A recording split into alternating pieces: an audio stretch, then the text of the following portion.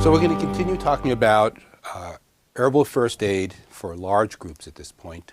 We talked already about having smaller kits for traveling with a car, without a car, having a home kit, which is a large kit. And so an herbal first aid for large groups or events kind of first aid bag, as I've said, can often be made up into three parts. The medicines that you have on you and you're distributing, your backstock, and then often the medicines that you personally use just to make sure that you have those on hand. On this website, eventually we'll post a handout that lists many of the situations that you find in large outdoor or large first aid, just large events. So first aid is one of the things that one can perform at a large event. I have 48 on this list right here. Some of them, we'll point it up again, see if we can get it. And we will post this.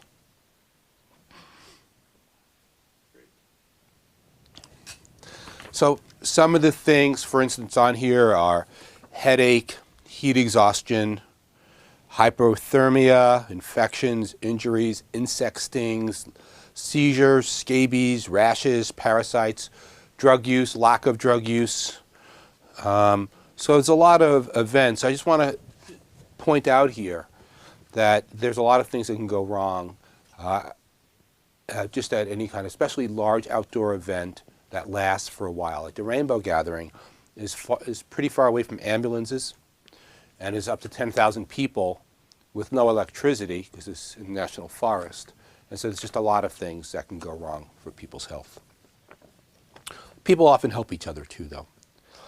Some of the considerations, if you're going to be an herbalist at a large event like this, we've covered some. I just want to quickly suggest again to always wear gloves, disposable gloves, when touching anybody that has any open sores or pus or blood that you might come into contact. And I also just want to reiterate that it's not just you getting sick from them, but you passing sicknesses on from person to person and yourself to them.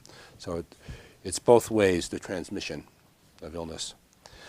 If you're going to go and be a first aid person at a large event, I would suggest some very simple rules. Rest. It's really easy to get cranky. I speak from personal experience, both for myself and working with other very cranky people. And sometimes you don't have an option. Like you're just going to work and you're the only person up and you're cranky. So you're a cranky first aid person. But if you can rest when you have a chance, you'll be less cranky in the long run. And it's a lot nicer to be treated by uncranky people. And then sleep. When you have an opportunity, make sure you sleep. For me, I don't sleep so well at large outdoor events, and may I take another stab at late night drum circles that are out of sync with each other, keeping me awake all night long. So try to get your sleep when you can. That was a jibe at the Rainbow Gathering. But sleep becomes really important. Sleep is important. Like maybe 1 or 2 days you can get less sleep, but know who you are as a sleeper. So for instance, I don't sleep well during the day. Even if I sleep during the day, I don't feel as well rested. I need to sleep at night, so I just plan at midnight, no matter what's happening, I go to sleep. I get up usually around 6. And the rule is, don't wake me up really no matter how bad an emergency is, because if somebody wakes me up at 2 in the morning for an emergency that they feel like my capabilities are the important ones, what's going to happen is I'm going to get up, not be able to go to sleep, and that's going to go on for days. Like if I get up and stay awake, then the next day I'm tired, and the day after that it takes me a while. So just know who you are as somebody who needs sleep. There's legalities involved. I mentioned it earlier in a segment. At the Rainbow Gathering, there's a lot of law enforcement. We just use the word LEOs, LEOs or LEOs, law enforcement officers, because they come in all different forms: highway, state, rangers, special, the CDC comes in. They're not really law officers, but they might be coming into first aid. So just try to be as legal as possible when you're there. So if people talk to you, you're legit. You're not doing anything illegal by treating people, as long as you don't misrepresent yourself. So sometimes people like to call me Dr. Seven Song. I'm not sure why, but I just say, please don't call me that. The reason is, first, I'm an herbalist, but more of the reason is if that's heard and it sounds like I'm calling myself a doctor, that is definitely misrepresenting myself and easily can get in trouble for it. And I'm not a doctor. I'm an herbalist. I'm glad to be so. So don't misrepresent yourself is really helpful. And I want to say that I like interacting with the medical personnel. So I'm often a front person at these events for people like the local hospitals, local doctors, and also some of the time with law enforcement as it pertains to first aid. So I'm not somebody who's interested in all the legalities of a situation that's outside of my realm, but I, as somebody who likes to be a part of things, a part of first aid events, and to facilitate communication, actually I'm somebody who often will talk to the nurses, we'll talk to people who are trying to do fire prevention, we'll talk to people concerned about sanitation and medical wastes. So for some of us, actually, being somewhat legit, I talked previously, I tend to try to stay reasonably clean. I mean, my clothes are somewhat dirty, and that also helps my interface with people who probably respect that more, they find that presentation is important, and there's no problem for me. Washing up is not a big deal in order to try to make everything run more smoothly. If they're trying to tell me and us what to do, and I find it just is inaccurate and unhelpful, that's one thing. But often folks coming by are glad that there's some people who are cool-headed helping all these other people, and also just keeping them out of the local hospitals where they might not have any money. The local hospitals will have to treat them, which is good, but maybe we can treat them and prevent them from going on and incurring a cost to local communities. Often rainbow gatherings, as a specific, are in rural areas, and rural areas have very stretched budgets, and I don't want us to stretch other communities' budgets. So we have all this landfill all of a sudden that they have to deal with, and how can we do it to reduce that costs? So those are realities that I consider. So what I've just talked about is getting rest and sleep, interfacing with other folks, other law enforcement, other healthcare officials. Also, I would say take immune strengthening herbs. If you're going to be around sick people for a week, take things like echinacea, maybe vitamin C, I tend to use the powdered vitamin C. It's much less expensive. I could take larger doses. You might want to take anti-infectious herbs like Oregon grapefruit on a regular basis. But personally, I'm trying to boost my immune system because I am going to get less rest. I'm going to be around a lot more sick people, and it's important that I maintain my own personal health. And part of it is immune strengthening herbs. I like echinacea. Some people will go more in the reishi, Ganoderma astragalus realm, but I just find that taking regular use of echinacea in those circumstances helps bolster both innate immunity, that means stopping infection, and adaptive immunity, the things that get deeper inside of you.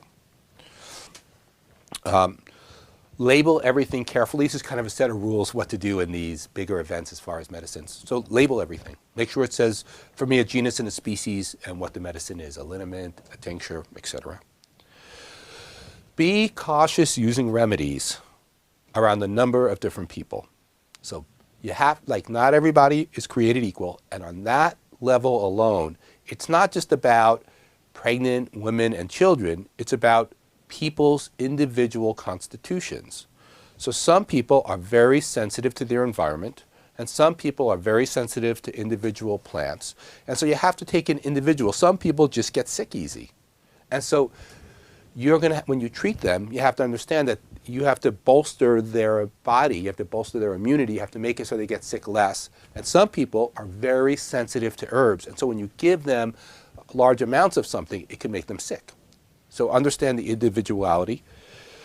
And so where lobelia might help somebody's headache, it might make a different person's headache worse. So what I want to do now is just cover the basic idea of who to be considerate with.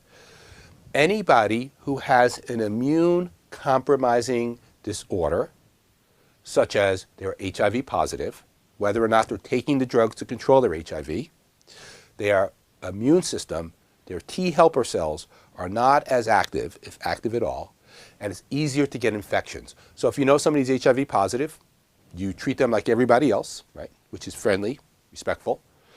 Understanding, though, that if they get sick, if they get one of the parasites that are common among lots of people, let's say cryptosporidium, when normally most people who get cryptosporidium pass it in a few days, somebody who's immune compromised, maybe HIV positive, might stay sicker for longer, and it could have a much greater effect on them.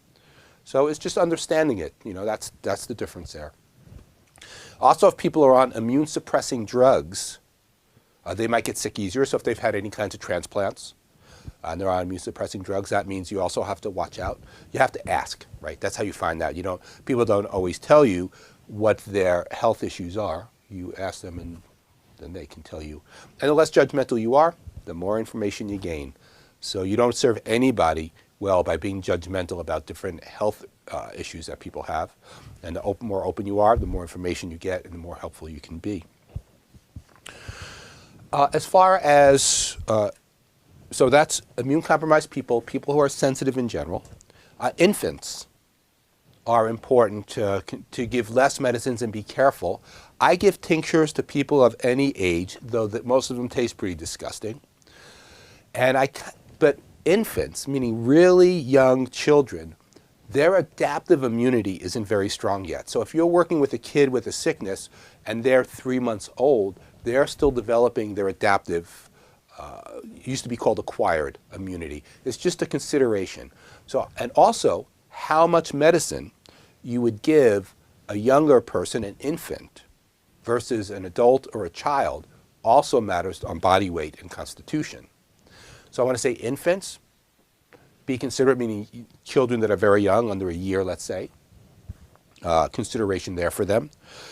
Children, it just matters who they are. So with children, meaning very young people, it's body weight is part of it. Like if you're a smaller body, you need less medicine in general. But then it's constitution. When we talk a little bit about constitution, so some kids could chug a bottle of echinacea and not feel it, and some kids are going to need a lot less. So it's not a matter of what medicine you give them, it's a matter of dosage. And when it comes to dosage, it's a matter of what they are constitutionally. Are they just really strong and kind of a robust constitution and burn through medicines, or are they more weaker and more sensitive? Not really weaker, but more sensitive.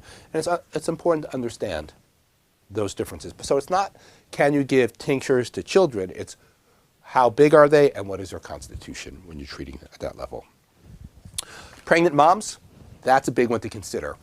There are a couple of herbs that could start contractions.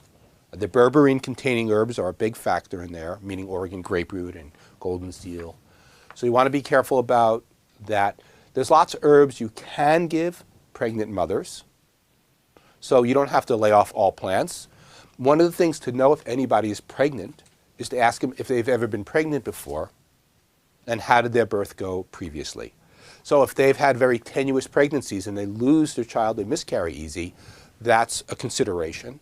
If they've had children before and nothing seems to affect their pregnancy, that's a consideration. So it's about the individual, though there are some herbs that you should learn to not give to pregnant mothers unless it's emergencies or not at all. Breastfeeding mothers are different. So with breastfeeding, it's not, you can't abort a child breastfeeding, right? The child's already born. So it's different about than starting contractions. But some of the herbs can definitely get into the breast milk. And so it's just a matter of how strong. The breast milk might be more bitter. But you can use a lot of herbs, but you might want to be more considerate of the child who is breastfeeding and should they be getting that much of whatever medicine it is. There's no numbers. Like there's no like, if you take 3 ounces, if you take 5 milliliters of echinacea, 0.2 milliliters shows up in breast milk. There's no numbers like that, but it can definitely alter the flavor of the breast milk. It also, by the way, means that if a child has an infection, an internal infection, you want to treat it, one way to treat it is through the mother. She takes the herb and small amounts come in the breast milk. Once again, no numbers, but some of it on some of the plants clearly comes through. So those are groups to be considerate. Once again, infants, children, just depending on size constitution, pregnant mothers for sure, because you can start contractions, nursing moms for the flavor of the breast milk and what it might do, sensitive constitutions, people who are immune compromised, a group we talked about before, people who have difficulty with alcohol, so no alcohol for anybody who can't drink alcohol, and those are basically the groups. When you're treating large groups, you got to know your limits. We've talked about that, and we'll talk about that way in different ways throughout this course. But you have to know your limits. At the same time of knowing your limits, you have to be able to improvise. So it's tricky. Know your limits and know how to improvise when necessary. You should know your herbs for pain. Pain is going to be the thing that's most common. And so knowing a variety of herbs for pain, so if one doesn't work, you can try another. So herbs for pain. One of the things that I'm going to stay really clear, or just I want to reiterate many times in this series of classes, is you should know categories of medicines, not just specific medicines, but your categories. I've said it before, and I'm going to say it again, and it's going to come up over and over. So with pain, for instance, there's general pain medicines. There are things that resolve trauma better, meaning the mental stress that people hold on to. There are skeletal muscle relaxants. There are antispasmodics. There are anti-inflammatories. So when you think about pain, it's just as one, for instance. There's categories of pain reducers, and they all work. Some of them work in different ways. So your different categories are important to know. So knowing your anti-inflammatories versus knowing your antispasmodics versus knowing your skeletal muscle relaxants, compared to knowing your inebriants, which also could be very helpful for pain. So I hope that makes sense. But it's a constant throughout my life as an herbalist, is understanding the categories, so it frees me up from having to have specific medicines all the time. Though like most herbalists, there is a few that I count on often. I would say learn to identify common plants that grow around the United States. So not common everywhere, but there are some plants that are really useful in first aid that you can find in different zones. So for instance, in the Southwest, as an anti-infective, you have chaparral. Throughout a lot of the more northern regions, including the Southwest, you have yarrow as an anti-infective. Throughout the Northwest, you have Oregon grapefruit, which grows in many places. So we'll be posting a handout that's going to cover some of the plants that are common in the United States, often in different regions, so that you can learn to memorize these common plants, learn to recognize them, and use them wherever you travel for first aid circumstances. If you're going to work in a first aid, if you're going to work in a large event, one of the things that becomes important is who handles the medicines. And so everybody is going to figure that out individually. But for me, I keep tight controls over who handles my medicines to make sure that they're used well and that they're not absconded, meaning stolen or taken or pilfered or just somebody accidentally sticking them in their pockets. So when I go to the rainbow gathering, as a for instance, only my students and former students handle the medicines that we give people. The backstock is just me and other people. The backstock is even more protected. So some people will just put their medicines out, like Corey Pine, who does a lot of work in first aid. So when Corey Pine goes there, he's more in the generous mode of putting all his medicines for everybody to use, which is helpful. Some things will disappear a little faster. I tend to be more of the tightwad type and try to control my medicines. If we talk about doshas, we'll find that I'm the more pitta here. And I like to have more controls over who gets access to them. And then you just decide who you are, like who gets access. Just you and some friends, everybody, students, etc. I want to talk a little bit about educating patients. So a lot of people that come in don't know anything about the problem they have. They might have a staph infection, or they might have ulcerative colitis, their first episode, or they might have a herpes event. Or a herpes event sounds like some festive party or something. It's not. So last year, somebody had their first herpes outbreak that I looked at. So what's going to happen for some of us is that aside from our role as practitioners of first aid, we become educators so people understand better what's happening in their body. Some people want to know more than others, and you have to make the distinction. But some people have to be told, I feel like, right? There's my the commanding first aid guy coming out, otherwise known as Pitta. I feel like some people have to be told that they're contagious and that they should be really careful to make sure other people don't have the bacterial or viral or protozoal infections that they have. And so talking about educating patients, it's important to be instructive and try not to be condescending. I mean, honestly, sometimes it's difficult because people seem to, like, they have these wounds that are gaping and they're like, oh, can I hug people? Can people lick my arms? Is that acceptable for people to lick my open wounds? And I'm just like, that's crazy, right? So for my mind, I'm just thinking, but some people just don't know. And so it's important to try to reduce condensation, because when you do, the person listens better. Like if you say, that's crazy, you've already set up some limits to the person being able to hear you. But still, at the same time, being instructive and saying, actually, staph infections are highly contagious. And what it makes the most sense is we wrap these things up and try to treat you, and you don't hug anybody for a few days. But you can talk to people all you want and be around them and play music. And the only thing you can't do is have your sores or parts of your body touch other people. So just being honest and straightforward. Helping people learn prevention. Sometimes prevention is teaching triggers. A lot of people have triggers to food or to situations. Some people have stress triggers, and you can see them going to do something that's just making them crazy, and it's going to exacerbate any underlying conditions they already have. So teach prevention, and also just help people learn to not have their eyes scraped at night by branches, by putting their hand in front of them or carrying a branch. So whatever form of prevention is teaching people some of these preventive things. So I guess with that, it's just letting people know what's going on in their body, how to prevent it, and how to transmit it can be really helpful. So education is key for us as first aid workers helping other people. Organize your medicine. So I'm jumping to the next one. Organize your medicines. It's going to get messy no matter what you do. In first aid, things come in groups, and all of a sudden, nobody's there, and everything's nicely set up, and all of a sudden 5 people come in for 5 different problems, and after the next 2 hours, everything's in disarray. What you want to do at that point is put them back in array, which I'm not sure is exactly accurate. So you want to put them back in order and organize things. And I would say have people in charge of organization. Some people love to organize stuff. Put those people to work so that you can find it. But make sure when they organize it in a systematic fashion that works for you if you're going to use the medicine. Some people have some very interesting organizational manners. Make sure replenish your medicines. Look through stuff and replenish your back stock. There's so many things. I'm just going to cover a few more. Before you treat people, you might want to check them for allergies, prior health conditions that might get worse, sensitivities, and current medicines that they're on. It's tricky because if you do all those things, a lot of people are on current medicines and have sensitivities and allergies, and so can you still give them the medicines? You just have to know a little bit about each aspect of that, plus the medicine. Triage skills become very important in large events. Triage means deciding who is the most important to treat initially. And the tricky part about triage is that it's not based on pain. We don't die from pain. It just sucks, right?